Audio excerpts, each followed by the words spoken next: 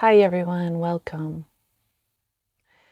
Today's topic is modern day Buddhist tools to help us live life on life's terms. There's an interesting thing when one might begin on the spiritual path and the self-discovery path is we come in with a lot of beginner's mind, uh, deep, true willingness, a purity around that of wanting to learn and grow. And it's beautiful and it's wonderful. And then as we are continuing to learn on this process, after years or months of practice, there is another part of us that might be asking questions of like, okay, how is this actually benefiting my life and my relationships? And that is where I want to kind of insert today's talk and teaching on. Because for me, in a very realistic, honest, and practical manner, is anything and everything I do in my life, if it doesn't make sense of how it is furthering my growth, bettering my life, creating more joy and happiness in my relationships, then for me, in my commitment to my practice, it's not worth my time and energy. So it's a key imperative to have tools that we're learning in our personal development, Buddhist studies, that it actually applies, that it actually supports our living our highest, brightest, happiest life today in this age, in this very chaotic and turbulent world. So some of the tools that I want to hone in on, three specific ones that sound very simple, and that is the idea behind it, is there is a simplicity around these tools, but despite the simplicity, there's many, many, many layers within each one of these tools. So I encourage you to play with it in your life, experiment with them so that you have your own personal experience and personal relationship with each one of these. So a huge component that I have seen as we move through life in this world is there's incredible amounts of stressors, incredible amounts of triggers. Those might be, the coined terms used today of what essentially can bring our mind-body system out of balance. And whatever those stressors or triggers are that take us off balance, there are tools that I recommend you put in place to be able to help you come back into balance. And the greater ability and fluidity and adaptability to come back into balance into your life, I feel like sets us up for more success. So the first tool that I want to focus on is openness. And openness can be looked at in various different ways and angles. And I want to highlight in this tool of openness and staying open has this purity of curiosity, a willingness to grow and learn new things. And essentially, this openness is being able to be comfortable or at least able to reside outside our comfort zone, even if it's for just a moment. That openness, what I have seen in my life and in others, is it creates a flow and fluidity. So it makes me think of a river that's flowing. And if there was, a wall or something like that, allowing that to stay open for things to come into our lives, as well as things to flow out of our lives that don't serve us. And this openness allows infinite possibilities to manifest in very spontaneous ways. And those infinite possibilities just might be the accidental answer to something that we've been searching for a long time. Because if we think about it, when we are closed and we are isolating ourselves, or maybe we feel like we have to protect or we have to defend ourselves against the outside world and its chaos, which sometimes it truly feels that way. When we stay closed continuously and consistently, there could be many opportunities, relationships, energies, teachings, learnings that we're missing out, that we're actually would benefit from, that would actually fortify us and help us take another step to the next level in our lives, in our spiritual practice. And this is not to say you have to stay open all the time. There is the balance of life and the flow of life where the openness sometimes might flow into a sense of closure. And that closure can be an ending of something that doesn't serve us anymore, a relationship, an energy, a mind state. And that closure is also a beautiful, healthy thing as we continue to move into and back into that open state. So there's like the opening and the closing. That is very fluid. So be aware of how open you are to life.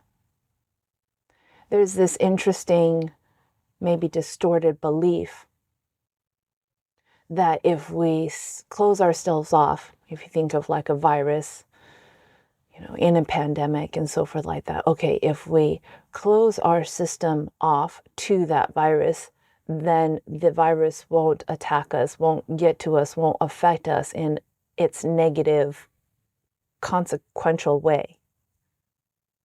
And a part of that is true, but that closure should be really about recognizing what is safe and what is not safe for our systems and addressing it accordingly. But actually, when we can stay open in this kind of like a mind state of openness around a potential dangerous virus that is seeking to destroy our system, our immune system, that openness keeps us also open to the parts and pieces to help us build and further strengthen our immunity to it. Because that's the thing about openness, correct? We're open to everything. And so it's not just, oh no, we're open to the virus attacking us. You've also garnered all the potential resources of everything else that's available to you in that moment when we are open to all of it, all of this right now. And of course, that further opening and closing will take your own personal discernment and discrimination and attunement to what is true and right for you, right? And I won't go into more of that because that can be another topic. But first big tool is openness, because at the end of the day, eternity is offering and sending us anything and everything that we are placing our focus, our energy, and our attention on. And if we're not open to receive it, it's kind of like a palm a hand going from a closed fist to open, we miss what is potentially being given to us that would further us along our path. So first one, openness. The second one is challenging yourself. And this is a very interesting tool because challenging oneself can very much bring up maybe masochistic, sadistic behaviors, or even nihilism, where, well, this is how I'm going to challenge myself. I'm going to completely do the opposite of what I am doing. There is a component of that in challenging oneself, but at the root of healthy challenge in this modern day is it's about stretching ourselves into greater growth, healthy growth. And of course, growth sometimes can feel a little imbalancing and can feel chaotic and it can feel violent. But through that process, if we have stabilized in a consistent personal practice, daily meditation, mindfulness practice, moving the body, engaging in high positive energy, food, people, places, things, this tool of challenging ourselves helps us to go beyond what our ego holds us within a box. And that challenge becomes a beautiful thing, a beautiful thing. It can look like, in a physical way, signing up for a race that you've never ran so many miles before in your life. But as you challenge yourself with that goal and you work towards it, there comes that time, that day when you cross that finish line on that race and you look back and you think, oh my gosh, how could that even have been possible? And it was made possible through ourselves challenging our mind-body system. And to speak to the not so obvious piece around the challenge tool is to mindfully respect what is in harmony with our systems. Sometimes when we're constantly challenging ourselves and pushing for something that we genuinely are feeling good at striving for, that if we don't take into account rest, rejuvenation process, regenerative process, that constant pushing of challenging can absolutely lead to burnout. So with this tool of challenge is the underlying unspoken piece of balance within your own mind-body system, that harmonious place of being. And that will always change from moment to moment. So that is within your own discernment to suss out.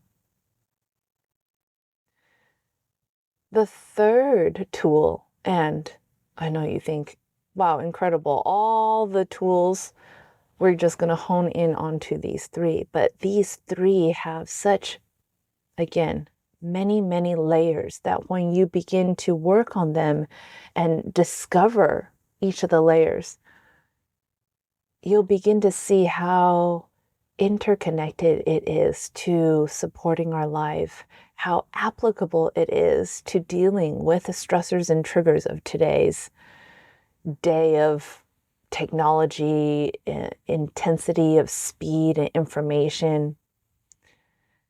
So this third tool is play, which I feel like doesn't get talked a lot about being a grown, mature adult.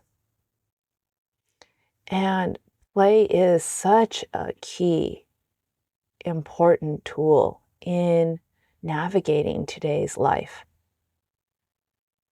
As adults, I see so often, even in myself and others, is we get so serious and we begin to take everything too seriously, such that we forget to play. And play has a beautiful component to it. When we are genuinely in a state of play, there is spontaneity, there is creativity, and there is joyful curiosity. There's also such a release and relinquishing of expectations, how things should be, the controlling behaviors of like, no, that doesn't look right. That isn't the way you do it. When we are genuinely rooted in a state of play, it supports the first tool, which is openness. It's like, okay, I don't normally play the game that way, but let's see how this works out.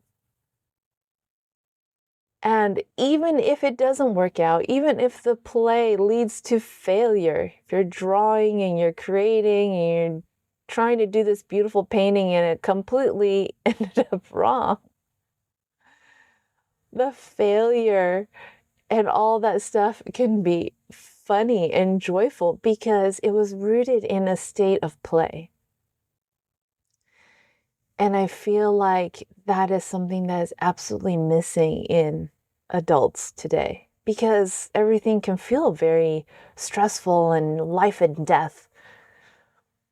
If I don't, on the martial arts world format metaphors, if I don't engage with my attacker after this first cut, then I'm dead and everything's over. So if we incorporate this concept of play, this play, I want to clarify, is not about avoidance. Play in this healthy way of engaging further in our life and our practice is not about numbing our problems away. Play in this aspect is not where I'm talking about where we're taking a retreat. The retreat can have a playful aspect, but retreat and going on retreat is a separate thing altogether. If you're needing to go on a retreat and get away and take time for yourself, that I feel like goes into the first aspect of openness and closures, opening and closings of what is the right timing and season in our lives that we need. So going back to play is this pure place of discovery is how I experience it in my life. And this pure place of discovery is awesome and cool and fun. And when we can incorporate play consistently in our life, just as part of our practice, my goodness, how is it such a power pellet for greater joy, greater laughter in your life and in your relationships?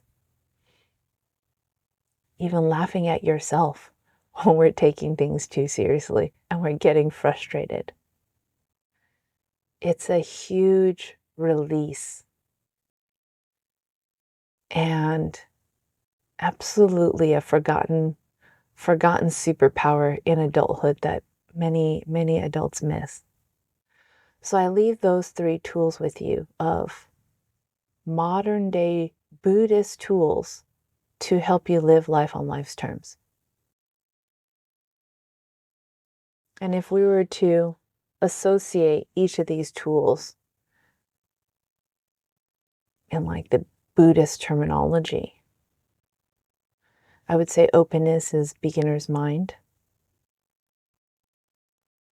And second one, the challenging of ourselves is the commitment and devotion to the path and practice, no matter what.